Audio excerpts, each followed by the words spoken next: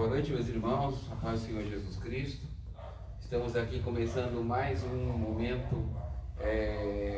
de bate-papo, né? Um estudo da palavra através de um diálogo feito entre os irmãos aqui da Igreja da Assembleia de Deus Assis Brasil. A você que está nos assistindo, muito boa noite. Nós somos aqui da cidade de Mauá. E hoje é o nosso dia, quinta-feira, enquanto a pandemia durar. Às quintas-feiras nós fazemos aqui, em vez de fazer um culto, nós fazemos esse bate-papo de amigos com o título de Roda dos Esclarecedores. Que a intenção é esclarecer você sobre temas que você pode achar importante. No dia de hoje, nós vamos falar sobre os sinais da vinda de Cristo. Mas antes de tudo, queremos orar. Senhor Jesus, nós louvamos o Teu nome por podermos estar, Senhor, mais uma vez na Tua casa, na noite desse dia.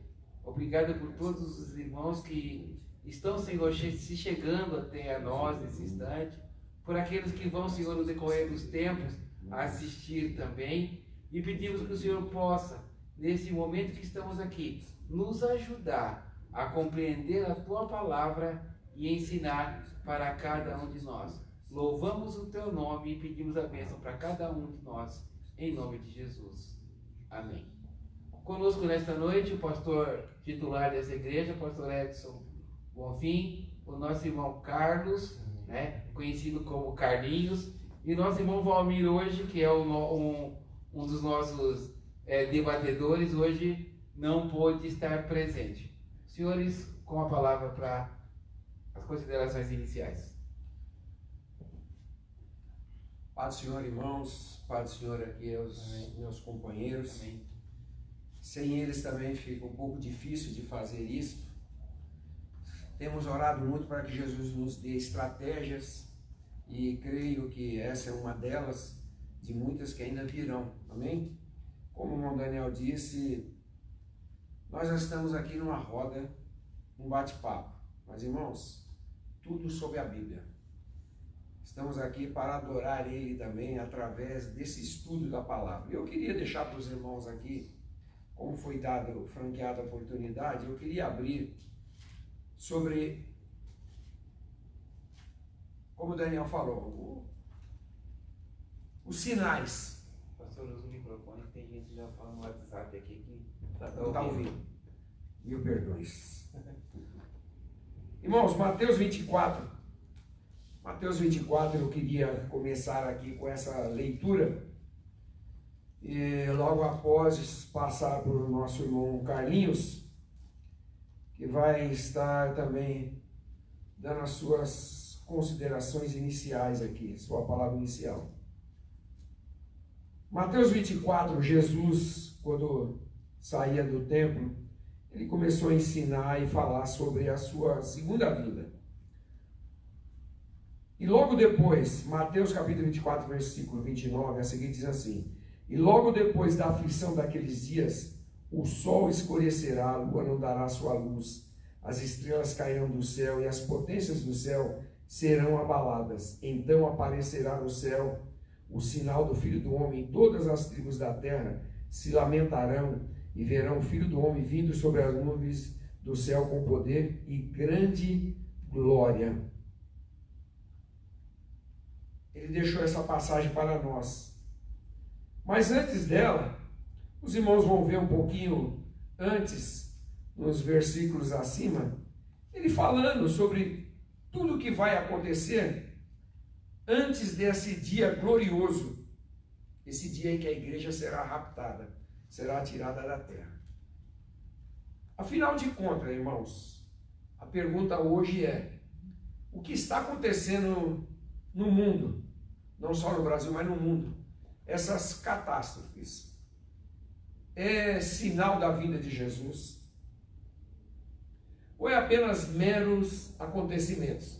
Porque nós sabemos que o próprio Jesus falou sobre a Torre de Siloé, quando ela caiu. Ela caiu por causa do terremoto na época também.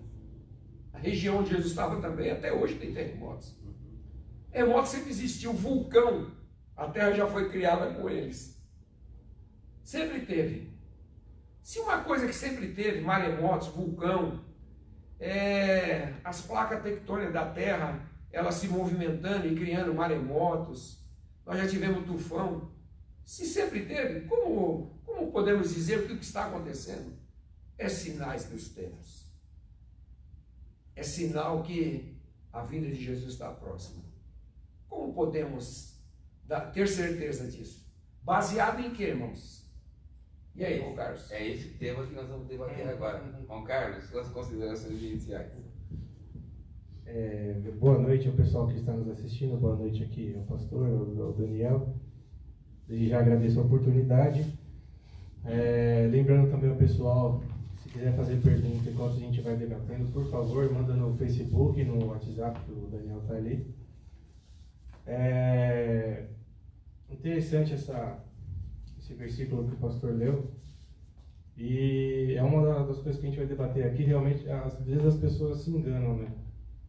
Porque está acontecendo aquilo, está acontecendo aquilo outro. Muitas coisas são sim sinais, mas muitas coisas também não são. A gente vai ver isso aqui. E eu queria começar deixando um versículo, em Mateus 25, versículo 13, que diz assim: Vigiai, pois, porque não sabeis o dia nem a hora em que o Filho do Homem há de vir. Então eu quero ler para vocês aqui um trecho que é bem positivo a essa ideia de que se nós estamos ou não nos últimos tempos. Timóteo recebeu a sua segunda carta de Paulo.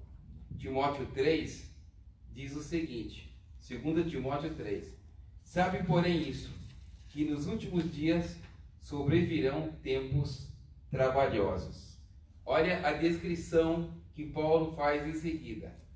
Haverá homens amantes de si mesmos, avarentos, presunçosos, soberbos, blasfemos, desobedientes de pais e mães, ingratos, profanos, sem afeto natural, irreconciliáveis, caluniadores, incontinentes, cruéis, sem amor para com os bons, traidores, obstinados, orgulhosos, mais amigos dos deleites do que amigos de Deus, tendo aparência de piedade, mas negando a eficácia dela. Destes, afasta-te. Mas será que tem isso hoje? Algum dos irmãos que está assistindo conhece alguém assim? Eu fico pensando aqui, meus irmãos, se nós voltarmos, não muito tempo, né, um pouquinho antes do Carlos nascer, quantos anos você tem hoje, Carlos? 24. Então um pouquinho mais antes de você nascer. Vamos voltar à igreja da década de 80.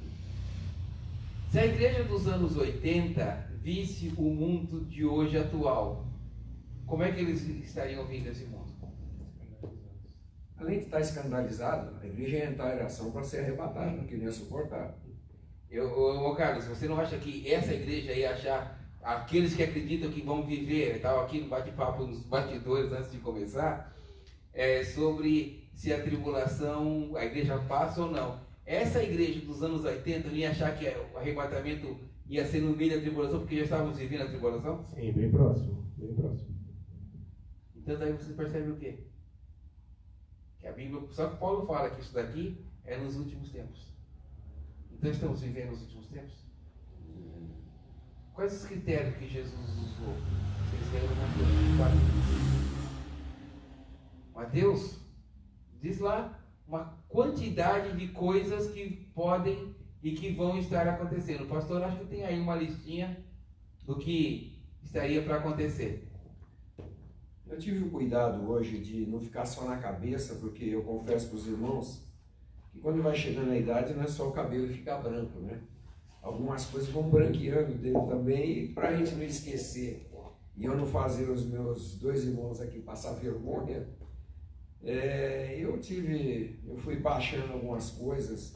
Hoje com a Bíblia online fica mais fácil do que antigamente se batia tudo à máquina, ou escrevia na mão. O seu curso de datilografia também? Curso de datilografia. Eu tive que fazer porque quando eu fiz a faculdade de Direito, e eu mostrei um dia uma prova com a minha letra, o professor falou assim: se você estiver diante do juiz para poder soltar o seu cliente, você vai preso com a letra dessa e ele é solto no seu lugar. Graças a Deus que hoje, com o advento da internet e a Bíblia online, a gente consegue mais fácil baixar os textos.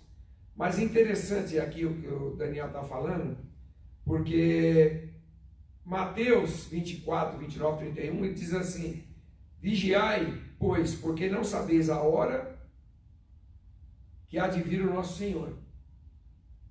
Mas considerai isto: se o pai de família soubesse a que vigília à noite havia de vir o ladrão, vigiaria ou deixaria minar a sua casa. Por isso, estáis, pois, apercebidos também, porque o Filho do Homem há de vir numa hora em que não penseis. Uma outra coisa que eu acho interessante, irmãos, o apóstolo Pedro, na sua segunda carta, 3, do 8 ao 13, diz assim: mas, amados, não ignoreis uma coisa, que um dia para o Senhor é como 1000 anos como um dia. O Senhor não retarda a sua promessa, ainda que alguns a tenham por tardia, mas é longâmino para conosco, não querendo que alguns se percam, senão que todos venham a arrepender-se. Mas o dia do Senhor virá como um ladrão de noite. E aqui eu faço um parênteses, como um ladrão. Aqui, hoje, o que não falta no noticiário é ladrão, né? Nós temos ladrão de tudo quanto é jeito. Interessante que quando esse texto foi escrito, está colocado aí como um ladrão de noite. Hoje o ladrão está até durante o dia mesmo. É verdade. E interessante que antigamente eles andavam mal vestidos, hoje eles têm até gravata, tudo, e exercem autoridade. Exato.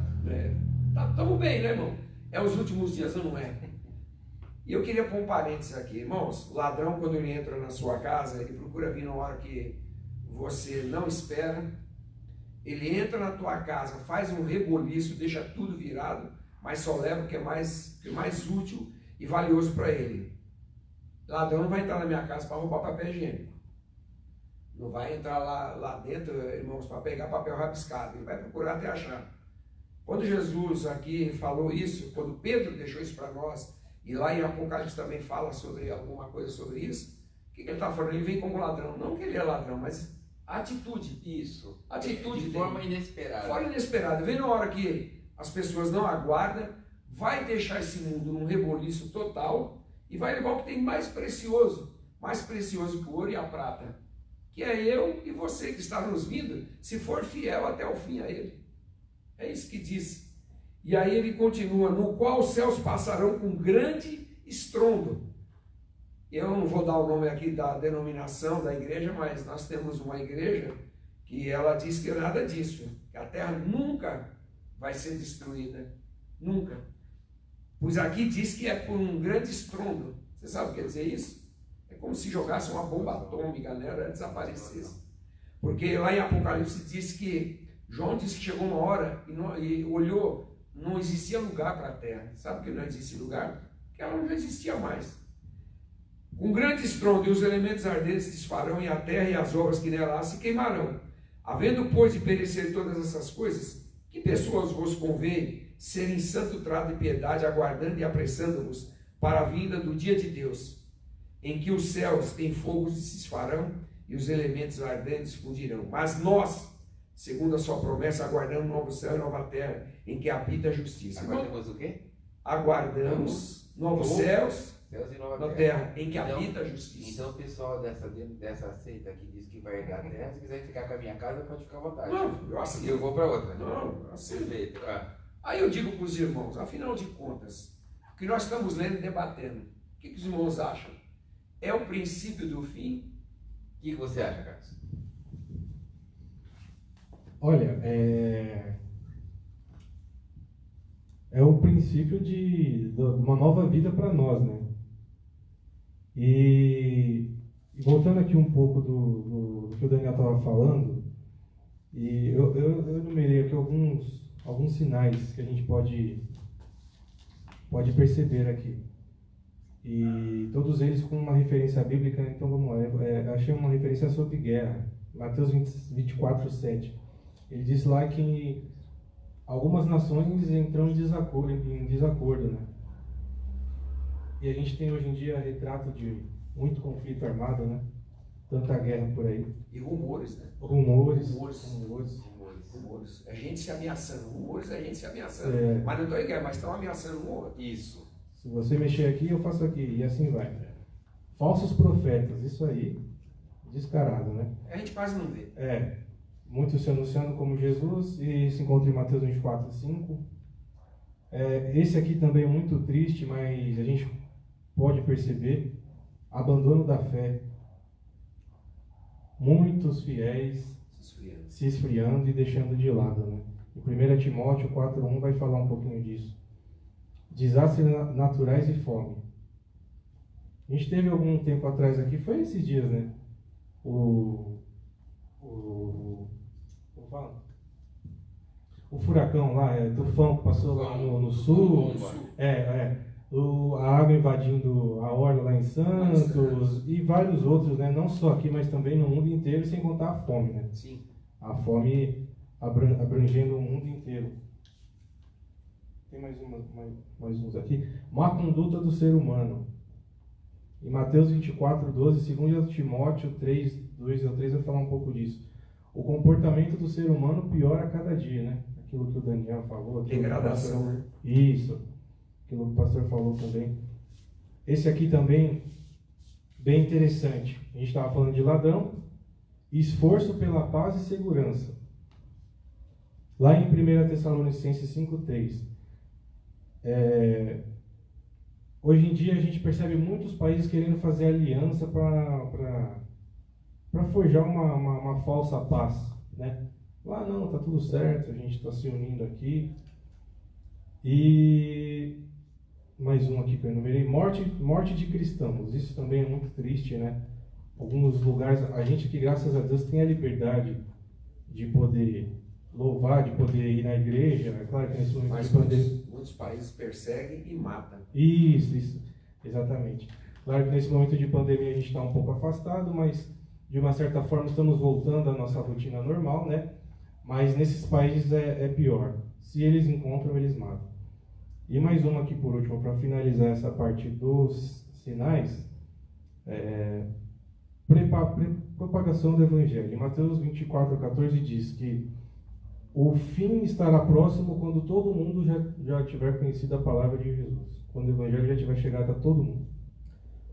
Antes do Daniel aqui falar, eu marquei aqui Lucas 21, do 34 ao 35, de tudo que eu marquei aqui. É claro que o tempo nosso, ele passa muito rápido, não dá para a gente abranger tudo.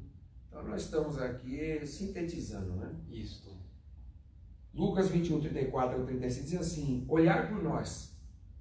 Não aconteça que os vossos corações se carreguem de glutonaria,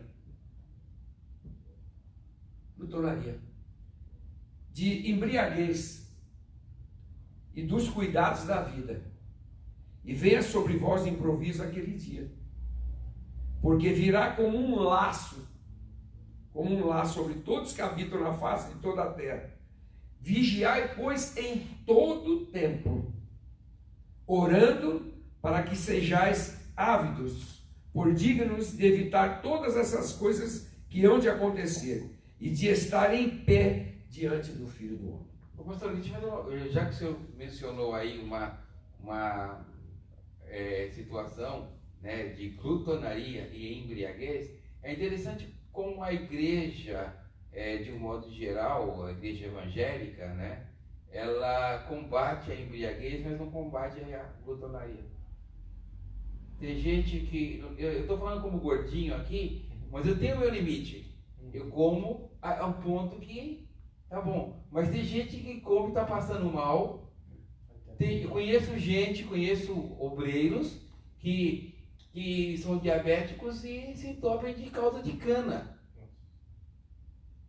Sabe? Isso é destruir o corpo também, né? Tentar contra a própria vida. Né? Exatamente. Mas isso daí é um crime à parte que não é o tema de hoje. É que o senhor falou, é outro tema. Agora, dentro disso que os irmãos estavam falando, se a gente for levar pelo lado espiritual e os cuidados da vida, hoje nós vemos muita gente que era uma bênção nas mãos de Deus, usada dentro da igreja, e os cuidados do mundo afastou a pessoa. A pessoa começou a se preocupar mais com as coisas dela e deixar as coisas do reino de lado. essas pessoas se embriagaram com o mundo, né? Sim, Se embriagaram. sim. Isso que o Carlinhos estava mencionando, os tópicos iniciais dele ali, é interessante que aquilo não é o fim.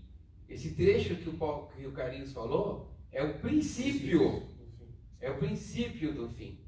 A gente está vivendo um momento de olhar, se pegar lá Mateus 24 e começar a ler, você abre qualquer site de reportagem, Vai estar lá. está lá. Mateus é um retrato do mundo moderno. Irmão Daniel, irmão Carlinhos, olha que coisa interessante para enriquecer aqui os irmãos. As pessoas não pensar que é as nossas palavras, não são nossas palavras. É o que está na Bíblia. Apenas nós estamos aqui discutindo com a ajuda do Espírito de Deus, que é Ele quem nos orienta e nos capacita, a abrir os olhos dos irmãos e de todos que estão nos ouvindo. Porque, irmãos, a pandemia pode ter nos afastado fisicamente, mas eu creio que ainda nós estamos unidos em Cristo. Pela fé nós ainda estamos unidos. A prova é que nós estamos aqui fazendo isso ao vivo para mostrar para os irmãos que nós continuamos unidos. Embora tenhamos só nós três aqui, mas eu creio pela fé que estamos unidos com os irmãos. Olha o que diz Atos Apóstolos 2, 17 e 21. Nos últimos dias acontecerá, diz Deus, que do meu espírito derramarei sobre toda a carne. Isso está em Atos, mas isso está lá em Joel. Joel capítulo 2, do 28, ele faz essa promessa. Isso. Derramarei sobre toda a carne. Os vossos filhos e vossas filhas profetizarão. Os vossos jovens terão visões. E os vossos velhos sonharão sonhos. E também do meu espírito derramarei sobre os meus servos e as minhas servas naqueles dias e profetizarão. E farei aparecer prodígios em cima no céu e sinais embaixo na terra. Sangue, fogo e vapor de fumo. O sol se converterá em trevas e a lua em sangue, antes de chegar o grande e glorioso dia do Senhor. E acontecerá que todo aquele que invocar o nome do Senhor será salvo. Isso aqui está lá em Isaías 45, 22, quando diz: olheis para mim e sereis salvos. E as pessoas pensam que é só olhar. Olhar é só o começo. Porque além, depois de olhar, tem as atitudes. Sim, a salvação é um processo gradativo. Não é algo instantâneo, papo, acabou. Existe uma sequência, um processo. A vida toda. Né, um processo de santificação leva a vida inteira. E muitas vezes as pessoas acham que eu fui lá, me jogaram na água, né? Me jogaram na água e eu estou salvo. Ao invés de sair do tanque batismal um crente salvo, sai um pecador molhado. E cachorro molhado fede. A gente pode dizer que todo dia é uma batalha diferente. Né? Isto. Parece que é uma prova, né? O Carlinhos está falando que todo dia é uma batalha diferente. Aí eu vou juntar, Carlinhos. Carlos, nós chamamos de Carlinhos. Ele é conhecido como Carlinhos, assim, uma forma carinhosa de uma pessoa alta e larga ser chamado de, né? O Carlinhos muita maldade. Como é todo dia uma batalha nova. E o trecho que você disse nos seus tópicos aí, que está lá em Mateus 24, 12, que se por multiplicar a iniquidade o amor de muitos esfriará. Você que é o mais novo aqui do trio aqui, né? O idoso aqui está do lado de cá, nós estamos opostos aqui, né? Não vou falar aqui do pastor, né? A gente tem juízo, né? Você já percebe a diferença da igreja de quando você era pequeno? Não vou nem falar do mundo mais, da igreja, de quando você era pequeno para a igreja atual com relação ao tratamento das pessoas? Sim, com certeza. E eu fico imaginando às vezes, em relação aos irmãos mais idosos, né? Que vêm lá de trás, fico olhando assim, a minha avó também, converso bastante com ela, e a gente vê que acontece, né? De certa forma, descontentamento, porque é uma mudança muito radical. Se você parar para ver, um esfriamento gradativamente acontece. Às vezes a gente acha que não, a igreja está blindada. Mas não depende da igreja, depende de quem faz a igreja. Quem faz a igreja é a gente. Então acho que as pessoas vão deixando e cada vez mais estão esfriando. Muito bem. E o pastor, que já tem um pouco mais de experiência, né, que pegou a igreja lá nos áureos tempos dos fundadores do ministério, e que não é tanto tempo assim, né? O pastor também não chegou a pisar na laninha do dilúvio. mas conheceu muitos dos homens os fundadores dos grandes ministérios da Assembleia de Deus. O que você me diz disso? Irmãos, não só da Assembleia de Deus, como o pastor Leonel Silva, que era um homem conhecido em São Paulo, em vários lugares, como o pastor 3P, preto, pobre e protestante. Mas como Deus usava aquele homem, ele era da Igreja Maravilhas de Jesus. Que depois ela teve uma divisão, teve uma pequena divisão com o pastor Laranjeira e continuou Maravilhas de Jesus e depois a Maravilhas da Bíblia, que foi a divisão. Eu sou dessa época, irmão. E eu garanto que o Caio não era nem nascido. Né? Daniel era um menino ainda também. Eu sou da época de Manuel de Melo. Manuel de Melo. Eu toquei na abertura da igreja dele lá na Pompeia. Na Pompeia. E eu sou ainda um pouquinho antes de você, quando lá no Ruge, lá no Boqueirão, tinha uma tenda dele e era feito tudo de terra. Isso. E era feito de tábua a igreja, assim, para você sentar, não era que nem esse conforto que a gente tem. E ainda muita gente reclama e nem na igreja vem. Naquela época era de terra, quando chovia era barro, e era tábua de construção e vivia lotado. Eu peguei essas épocas lá atrás, vi muita igreja ser construída, levantada. Uma época em que os irmãos falavam assim, tudo errado, nós fumamos, nós vai, voz BC, mas quando eles abriam a boca e falavam, a paz do Senhor, o fogo caía, a igreja sentia, era uns que falavam com autoridade, né? Aquela coisa assim. Hoje, irmãos, eu lamento. O estudo teria que servir para enriquecer, mas muita gente deixou o estudo sobrepujar o Espírito de Deus. Eles acham que hoje, muita gente pensa que, como é que eu vou dizer para os irmãos, nós temos grandes pastores por aí, com cada dedo tem um anel formado numa coisa. Isso é lindo e maravilhoso quando é em prol da obra, mas muitos estão fazendo isso para o seu prazer. Eu me lembro de uma passagem de um reformador, que quando ele estava no auge da reforma, para tentar convencê-lo a voltar, o sacerdote da antiga igreja andou com ele alguns corredores e mostrando, olha, quanto dinheiro nós temos, né? E usou uma frase que eu acho que cabe muito a isso, e se esse reformador hoje fosse vivo, ia dizer, meu Deus, o que foi que eu fiz? Né? A frase é a seguinte, as pessoas dizem, olha, a igreja hoje não pode mais dizer não temos prata e nem ouro. E esse reformador respondeu, mas também não pode dizer levantem a mão. Entendeu? Por amor, por multiplicar a iniquidade, o amor esfria. As pessoas hoje, Carlinhos, quando a gente antigamente dizia assim, olha, o irmão fulano lá está passando por necessidade.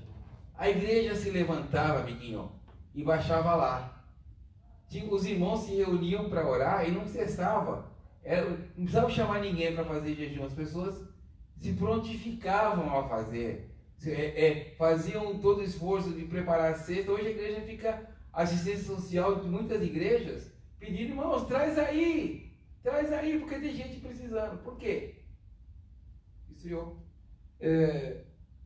Não cortando aqui o que os irmãos estão falando, uma das coisas que eu acho impressionante é que assim, a igreja no passado, quando tinha uma coisa para resolver, os pastores punham a igreja de joelho. Enquanto Jesus não falava, as pessoas não levantavam. Isso. E Jesus falava e orientava. Isso. E as pessoas não erravam, porque a orientação vinha do céu. Um dos cultos que mais enchiam é de oração. Sim. Sabe, hoje não tem uma pequena diferença, irmão? Quando a gente fala para trazer a igreja para orar. Mas aí a gente vê qual a diferença. Nós temos, podemos dizer aqui, o nosso pastor presidente honorário, né?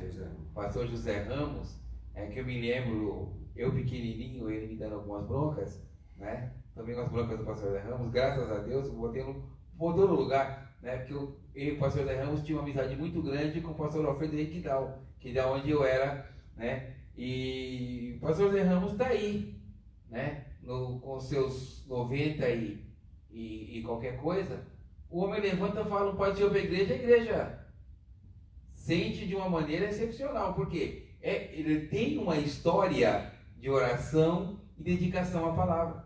Então, este é um desses homens que que quando ele olha hoje os crentes de hoje e pensa no tempo dele, ele fala, meu Deus, há uma diferença muito grande.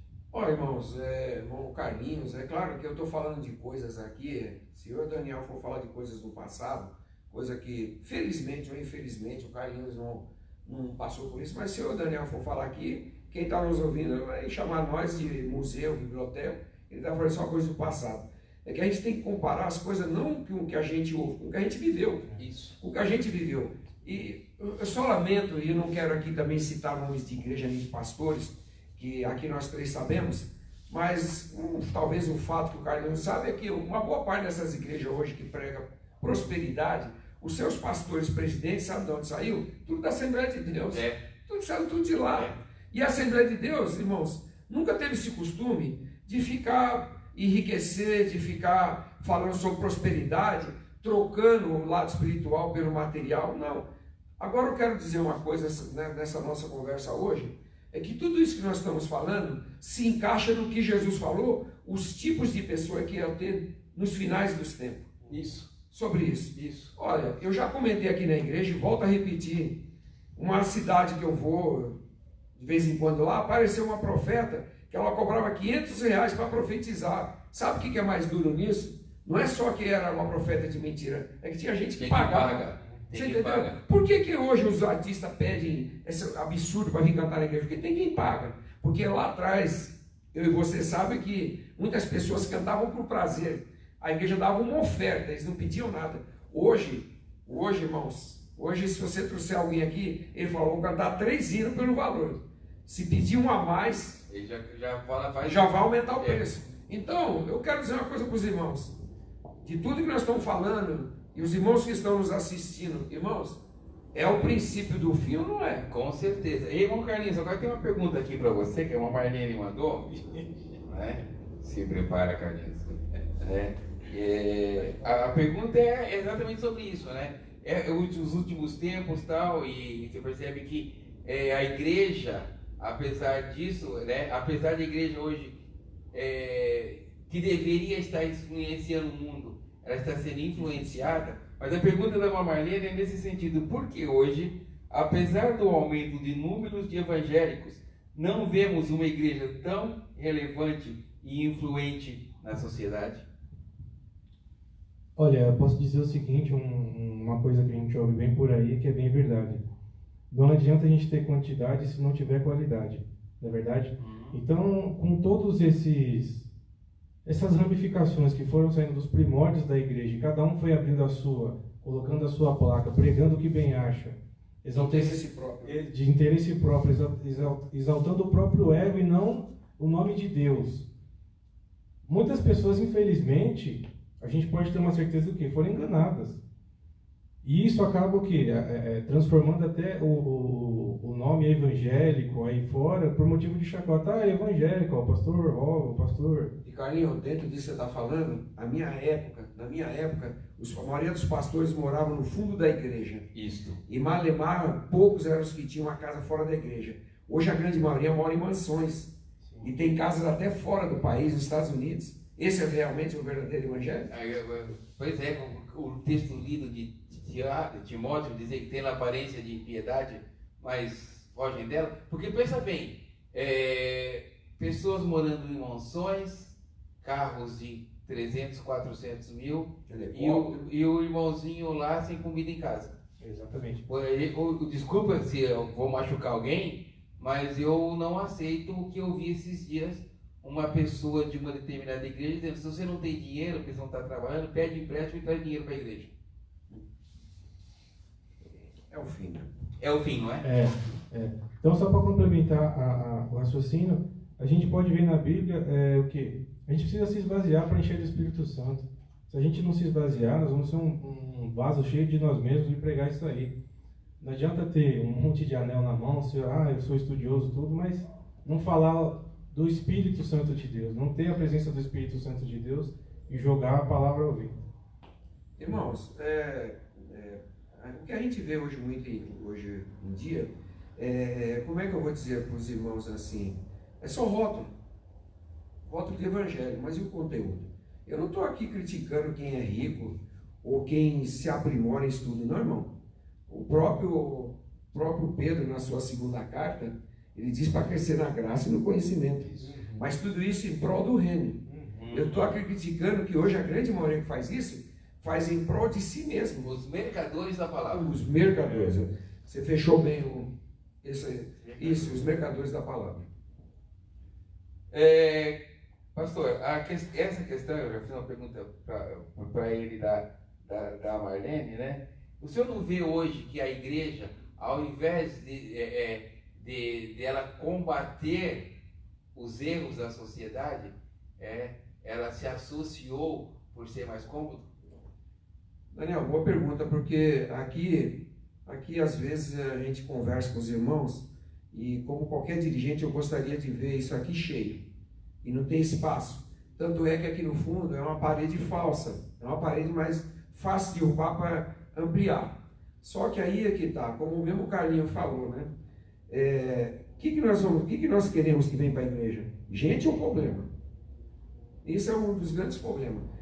Hoje nós vemos igrejas cheias, eu vejo igreja cheia. Mas, irmãos, as coisas que se faz, o tipo de evangelho que pregam e a liberdade que as pessoas têm, não é aquela liberdade que nós temos em Cristo. Hoje o que nós estamos fazendo é o seguinte: antigamente as pessoas vinham para a igreja e se moldavam ao evangelho. Hoje as igrejas estão se moldando ao mundo para agradar o mundo e com isso conquistar as pessoas. Por que isso? Porque tem um lado monetário que pesa muito. Agora, irmãos, se nós estamos lutando para ir para o céu, mesmo fazendo a vontade de Jesus, nós ainda temos que perseverar até o fim. Agora imagina, irmãos, imagina pessoas que apenas frequentam o culto. Mas o problema do crente não é dentro. Aqui dentro, qualquer um tem o título e o símbolo de crente. É de lá para fora que a gente tem que conhecer quem são as pessoas. E hoje nós vemos gente assim, me perdoe a palavra, sem vergonha, caloteiro. Porque quando as pessoas fazem uma coisa, não denigre eles, denigre a igreja.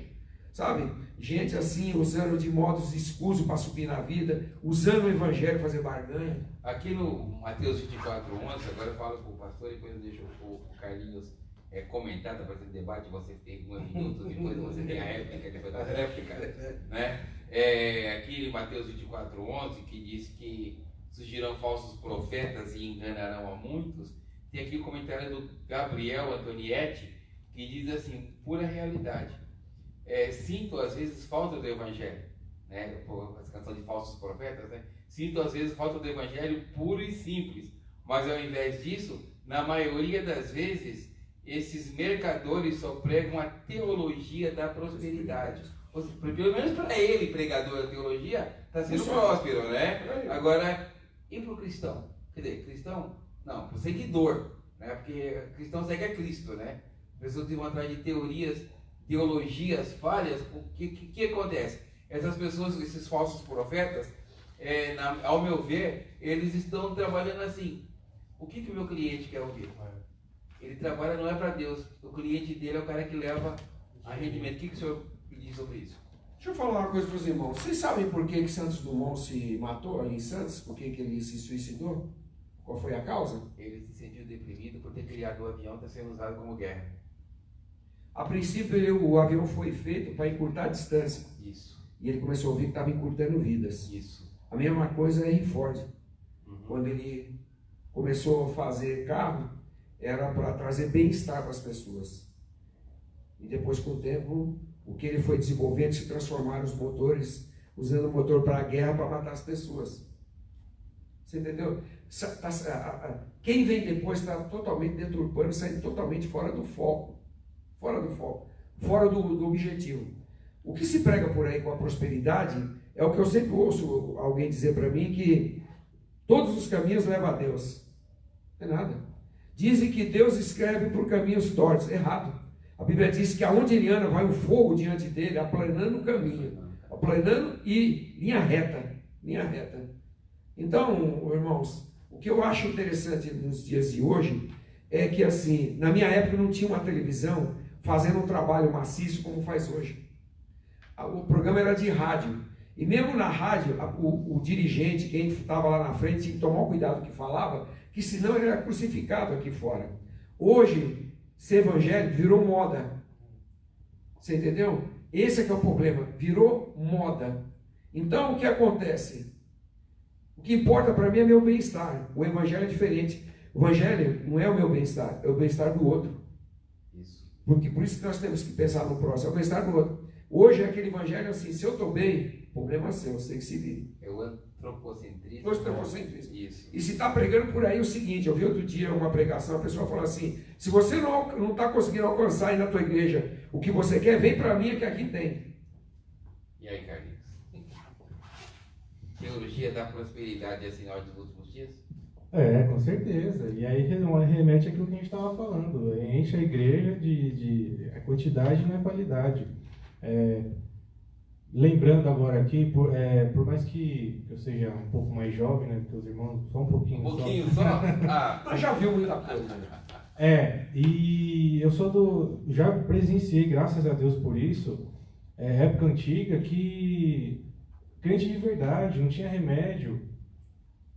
Tá doente, nós vamos orar e Deus vai curar. E foi o que o pastor falou. O pastor levantava a igreja enquanto não ouvia a resposta, enquanto não acontecia o que tivesse que acontecer, ninguém levantava. Entendeu? Então, assim, isso foi se perdendo com o tempo e é muito triste, né? Ô, Daniel e Carlinhos, deixa eu falar um negócio para vocês que é interessante. Eu estava pesquisando aqui coisas que evidenciam que realmente nós estamos no fim. Eu já tiro uma base, não vou falar nem do ser humano, da natureza. Olha que interessante, houve um tsunami na Indonésia em 2004, 37 mil mortos, num total de 226 feridos. 37 mil mortos, num total de 227 mil pessoas feridas.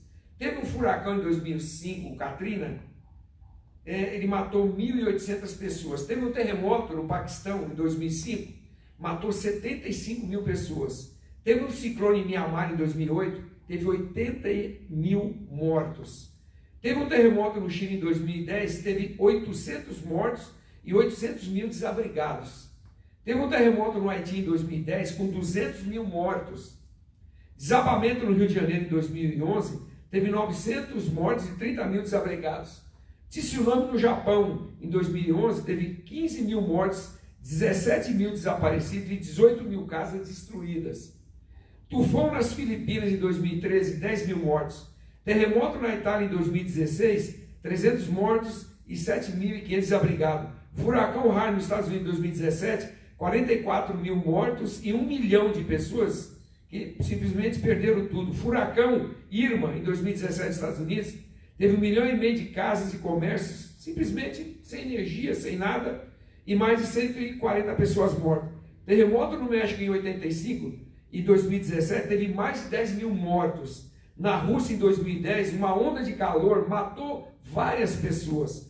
Teve um terremoto também no Gujarat, na Índia, que teve 20 mil mortos. Na Birmania em 2008, 150 mil pessoas desapareceram e mais de 50 mil mortos. A peste negra no século XIV matou 20 milhões de pessoas. A gripe espanhola entre 1918 e 1919 matou 100 milhões de pessoas.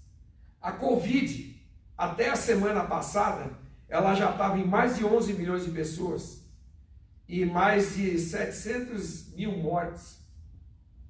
E aí eu digo para os irmãos, isso eu estou falando de coisas da natureza, que a natureza também geme e sente. E aí, ajuntando tudo isso, eu reforço novamente a pergunta: é o fim ou não é, irmãos? Olha, eu escrevi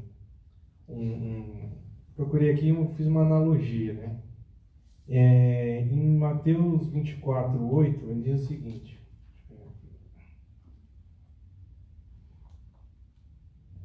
mas todas essas coisas são o princípio das dores. E alguns dizem que com todos esses acontecimentos, a vida de Jesus está próxima. A gente também acredita. Mas, na verdade, pode ser só o começo, pode ser só uma preparação. Fazendo uma analogia às dores do parto, tem uma versão acho que é a atualizada, que diz: dores do parto, essas dores aqui que eu disse em Mateus 24:8. Se a gente fizer uma analogia, e eu posso abrir um parênteses aqui, eu já ouvi alguns médicos dizendo que a dor de cólica renal é parecida com a dor do parto. E eu já sofri cólica renal. Dói. Dói bastante. Então, se essas dores forem igual à dor do parto, fazendo a semelhança com a cólica renal, é o princípio do fim. Então, acho que assim, é claro que as coisas estão acontecendo, a gente vê, são sinais sim, mas as coisas vão ficar bem piores. Bem piores. Queridos, e a gente percebe o seguinte, ninguém está enganado. Senão, tudo isso que você falou, Carlinhos, bem, o pastor também mencionou aqui, né, as questões que a natureza está dizendo, olha, o fim está chegando. E Apocalipse diz que quando a coisa apertar mesmo, porque isso aqui é só o princípio das dores, quando a coisa apertar mesmo, as pessoas vão desejar morrer e não vão conseguir. Vão blasfemar. A morte vai fugir delas. Né? A morte vai fugir delas. Então, para você, meu amigo que está assistindo, que você não tem ainda esse Deus no seu coração, olha, ainda dá tempo. Ainda dá tempo. Porque, na verdade, tudo que está acontecendo no mundo não é assim para dizer, aí vai acontecer, é destino. Não, é aviso. É aviso. O fim vem. Eis que cedo venho. Guarda o que tens, para que ninguém tome a tua coroa. Lembrando que não é uma previsão, né? Ninguém está prevendo nada, tudo está na Bíblia. É uma tá certeza. Exatamente. Então está escrito, vai acontecer. Maktub, já está acontecendo. Isso, Maktub, está escrito. Né? Aqui não tem nenhum profeta, a profecia verdadeira é a palavra de Deus. Irmão Daniel, irmão Carlinho, eu sou na época em que as pessoas não via a hora de ir para o culto. Quantas vezes eu com a Marlene e as crianças, muitas vezes eu tinha que chegar cedo em Vila Nova, porque não se achava lugar para sentar. Não se achava. Eu cansei de ficar em pé. Isso culto normal. Festividade então, festividade na igreja de Vila Nova, as igrejas em volta, muitas vezes fechavam e ia todo mundo para lá. Por quê? Era uma igreja que recebia alguns tipos de pastores, que hoje dão evidência, mas que estavam sempre lá. As pessoas iam com prazer. Não se convidava, as pessoas iam. Hoje você pode, vou te falar, você fazer um círculo em cima do púlpito. Parece que as pessoas não sentem. Você pode passar às vezes a semana em oração, em consagração, em jejum e trazer aquela palavra do céu. As pessoas estão lá sentadas, mas parece que a palavra não está entrando, parece que tem comichão no ouvido, parece que falta amor, falta aquele desejo. Sabe aquele desejo? Sabe quando você está com fome, você não vai chegar em casa, sentar e comer alguma coisa? Era aquela coisa que antigamente as pessoas sentiam. Eu não digo que são todos, hoje ainda tem muita gente ainda nesse mesmo propósito, mas a grande maioria mesmo, infelizmente hoje, muitas vezes vai para a igreja, para o vizinho não falar, o parente, ou os de casa, ou o pastor achar que ele não desviou, mas já está desviado faz tempo, só esquentando o banco, mas está longe de Jesus, está perto da igreja, mas longe de Jesus, já não sente a palavra. E a pior coisa que tem para o crente é quando ele não sente mais a presença de Deus, não sente mais o Espírito de Deus, não dá valor aos dons. Isso é um grande problema. Tudo isso é sinais de que está acontecendo? Um esfriamento. O nosso irmão Júnior faz o seguinte comentário: a igreja precisa urgentemente voltar a pregar Cristo que morreu na cruz. A igreja hoje prega teoria da prosperidade, esqueceu de pregar Cristo. Eu acho que isso, irmão Júnior, é para acabar o tempo mesmo, porque é isso, a igreja perdeu o foco.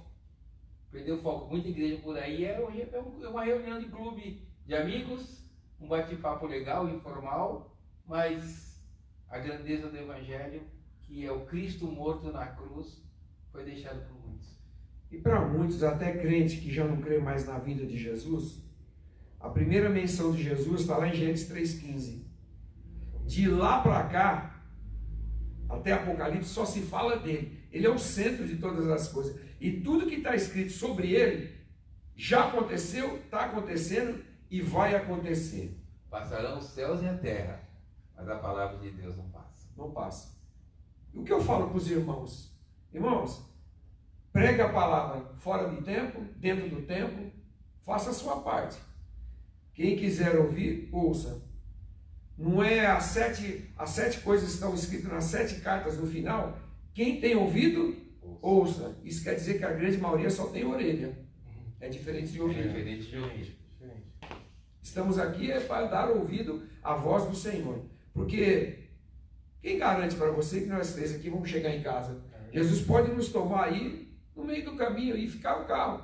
E aí, como é que vai fazer? Você entendeu, irmão? Você que está nos ouvindo, quem garante para você que você vai dormir essa noite e amanhã você vai levantar? Quem pode ter essa certeza é só Jesus. E nós estamos deixando ele de lado.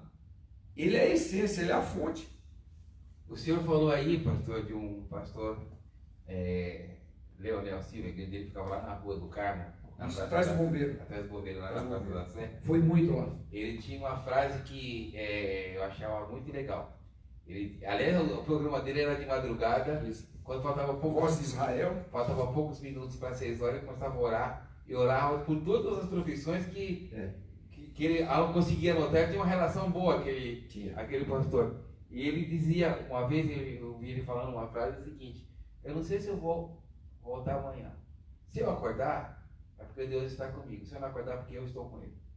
Deixa eu falar uma coisa para os irmãos dentro disso que você está falando. A Rádio Cacique já fechou mais de 50 anos atrás. Não, 50 não, porque eu trabalhei lá, uns 30 anos atrás. Mas eu sou da época, quando o Leonel Silva tinha um programa de rádio na Rádio Cacique, eu tinha 5 anos de idade, eu estou com 60. Tá, mas eu trabalhei na Cacique até 30 anos atrás com o Genival Calixto de Souza. Genival Calixto de Souza.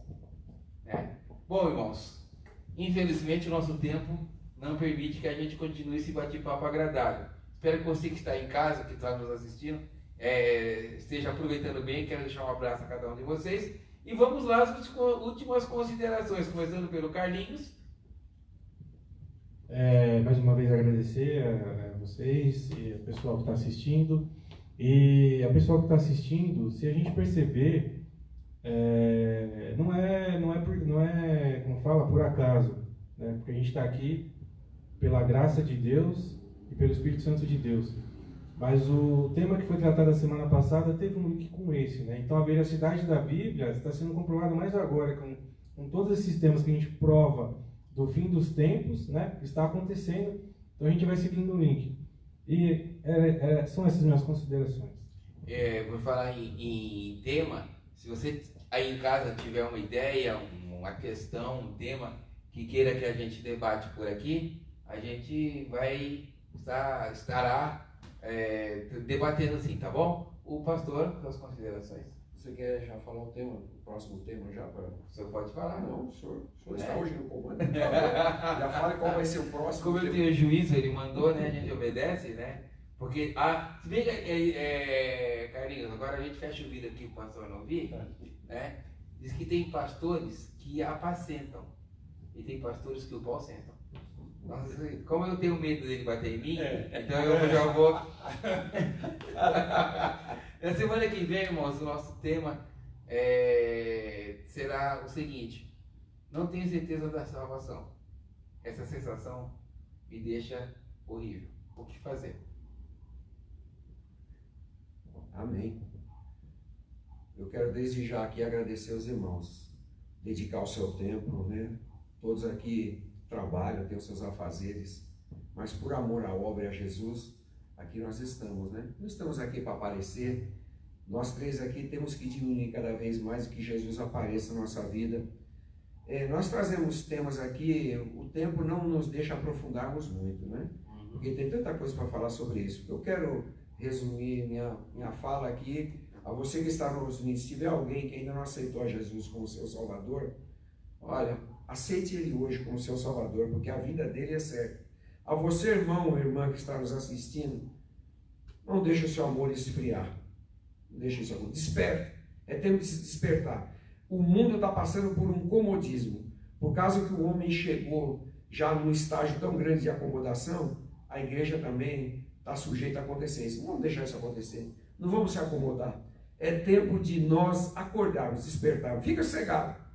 na sua casa a panela, sempre vai ter alimento. Roupa não vai faltar. As suas contas, Jesus sempre vai providenciar para pagar. Fica sossegado, fica tranquilo. Eu agradeço, meus irmãos, mais uma vez aqui, Carlinho, Daniel. Lamento, meu irmão Valmir, ele tinha um assunto hoje para resolver. Valmir, se estiver nos vendo, um abração para você. Fez falta aqui hoje. Obrigado, viu, irmãos? Os irmãos vão estar terminando o coração. Deus abençoe os irmãos. Dê um fim de semana glorioso. E, por favor, nos vejam no domingo. Domingo aqui, irmãos, quem que dirige no domingo? Acho que é o Daniel. Amém, irmãos? Não sei quem é que vai dirigir. Domingo, Achei que irmãos. fosse divertido, Carlinhos. Não, Bem. Domingo eu estou aqui como coadjuvante. Mas esses dois aqui que estarão louvando e adorando ao Senhor. Amém? Aliás, domingo eu quero convidar você a estar aí com a gente no Facebook ou presencialmente, quem pode vir.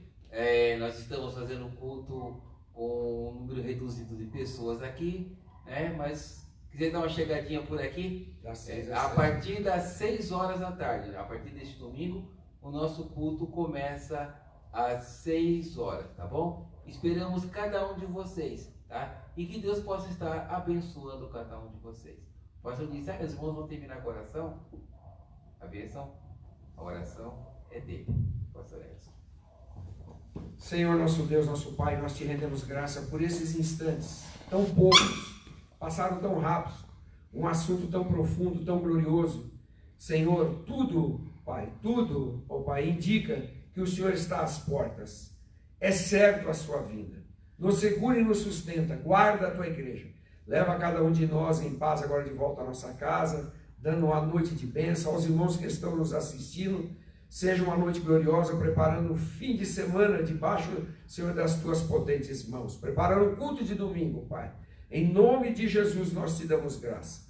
Que o amor de Deus, a graça de nosso Senhor e Salvador Jesus Cristo e as doces consolações do Espírito Santo seja com todos desde agora e para sempre. Amém. Amém.